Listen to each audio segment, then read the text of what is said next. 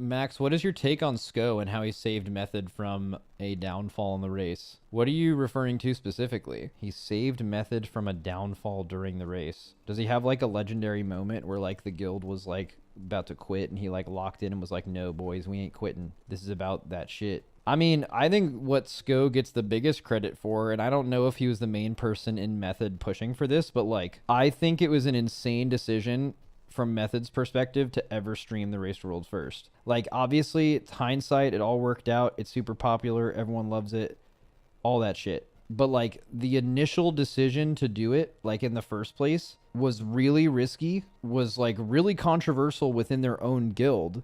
Very controversial, but like, I don't know if it was him or someone else. I mean, he was leading the guild, so I assume it was him, but like, whoever decided to do that obviously made like a really good decision, but it was like, it's impossible to tell at the time, and they probably did it amongst a bunch of resistance. What is it, risky in the sense of like, we might lose, but we might make all the money? I mean, okay, so they didn't, so the reason they did it, there was 2 points of contention.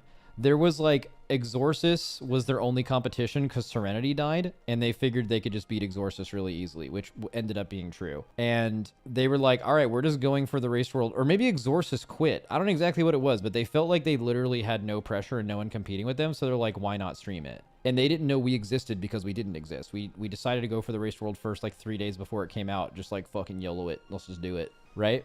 So I don't know how contentious it was to originally stream from Method's perspective, but like after the first year, they didn't lose, but they almost lost.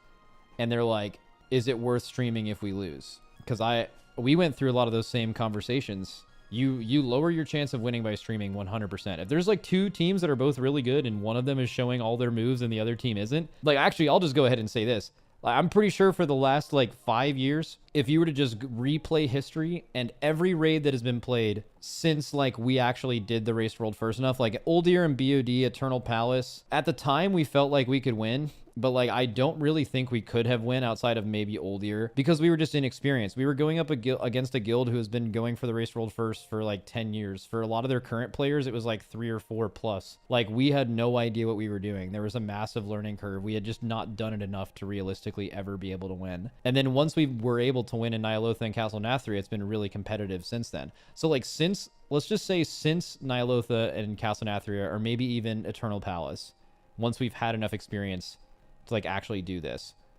I think if either one of our guilds didn't stream any of the last like 6 or 7 raids, however many there was since then, I think the team that didn't stream would have won by a lot. Like, a lot.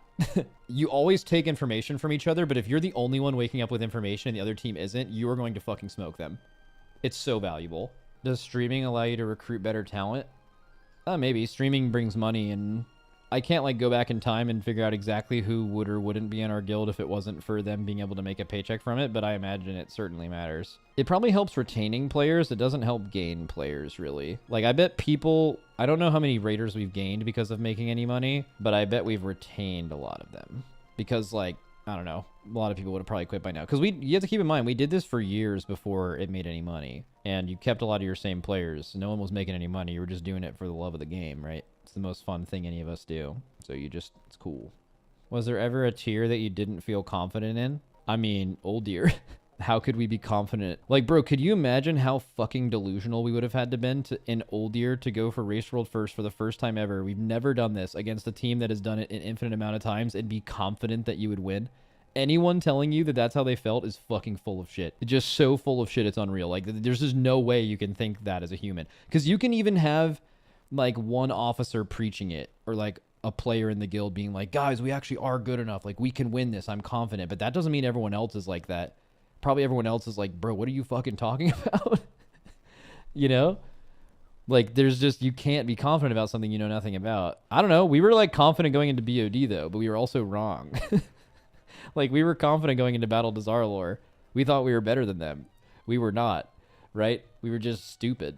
But no, like, and for the last like 4 years or so, yeah, we've never not been confident, even in races we've lost, for sure. I feel pretty happy about our performance in like every raid we lost. Like, even Sepulchre, our like biggest loss, how well we played through Anduin was maybe some of the best we've ever played.